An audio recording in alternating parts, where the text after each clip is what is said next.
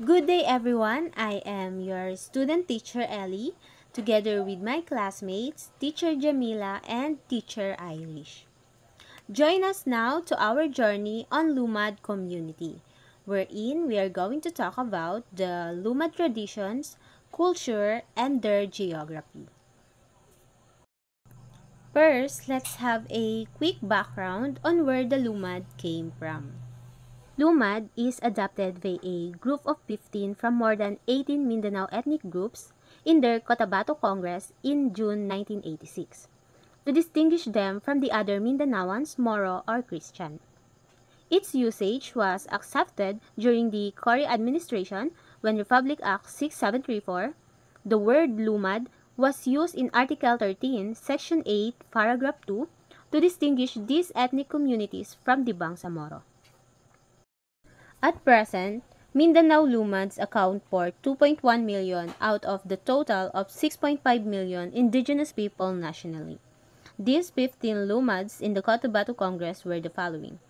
First, we have the Subanen, then Vilaan, Mandaya, Higawnon, Banwaon, Talaandig, Ubo, Manobo, Tibuli, Tiroray, Bagobo, Tagakaolo, Dibabawon, Mangguangan, and Mansaka. They are found in the following towns and cities: the Cotabato, Tandag, Dipolog, Kidapawan, Marbel, Tagum, Cagayan de Oro, Davao, Malaybalay, Pagadian, Butuan, Surigao, Ozamis, Ipil, Digos, Mati, and Dipolog. In 1986, 15 of more than 18 ICC in Mindanao adopted the term Lumad, a Visayan word for native or indigenous, to distinguish themselves from the Christians and Muslims in Mindanao. Lumad are non-Muslim or non-Christians. Their communities speak a variety of local languages such as Manobo, Mansakan, and many more. And they may also use a regional lingua franca, plus the Filipino and English in wider contexts.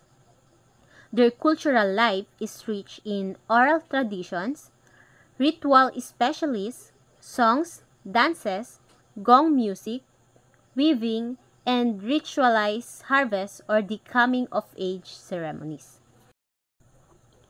Lumad people are spread across mountainous uplands, forested hinterlands, river valleys, some lowland plains, and in some coastal pockets throughout Mindanao. Many communities are specifically associated with hinterlands and ancestral forested territories. To further explain their geography, the Lumads are spread across many landscapes in Mindanao, mostly uplands and forested areas, but also extending to lowlands, river valleys, and some coastal zones. The Lumad who live within the southern highland ranges are the Sweden farmers and practice little trade. Like many of its neighbors, Bagobo society is ruled by a class of warriors known as Magami or Bagani. The Bagobos' elaborate dress and personal adornment are well known among anthropologists. The Tivoli and Tiduray are also known for their baskets, trinkets, bracelets, and earrings made of brass. The Tivoli's tinalak are prized fabrics believed to be inspired by the dreams of the woman weavers. Some Lumad communities live near river systems, which serve as a lifelines for farming, fishing, and trade. Mandaya and Mansaka in the Davao provinces living along the river valleys and foothills. Subanen settled along the river valleys of the Zamboanga Peninsula. While less common, there are Lumad groups who have historically lived closer to the coastal zones or who have migrated due to displacement. Bagobo, Tagabawa, in the foothills of Mount Apo, extending toward the Davao's lower areas. Some Subanen communities are near the Zamboanga coastal areas, though traditionally they are more inland. They are slash and burn farmers who fish, hunt, gather, and practice little trade. Unique traits of the Lumad people. First is the diversity of tribes.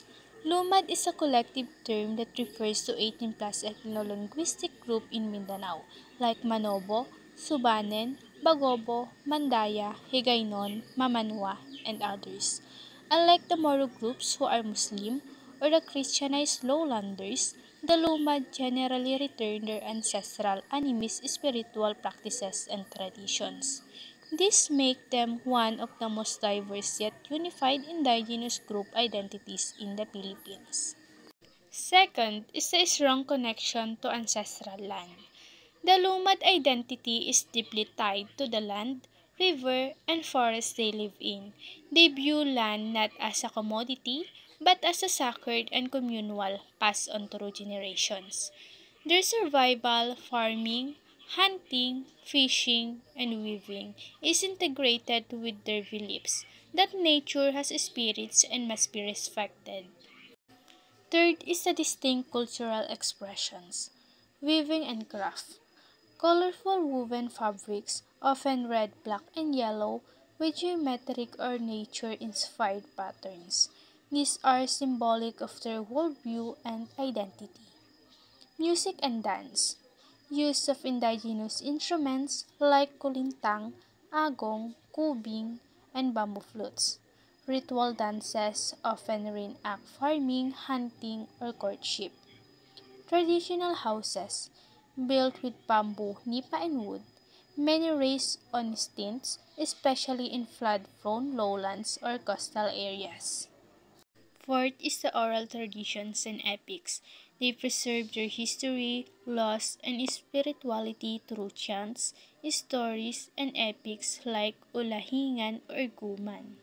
These stories are passed orally, keeping alive values of bravery, kindship, and harmony with nature. Last is the collective decision making and leadership. Communities are often led by datus and babaylans. Decisions are made communally, respecting elders' wisdom and spiritual guidance. Current challenges and issues. First, the ancestral land loss and resource extraction pressures.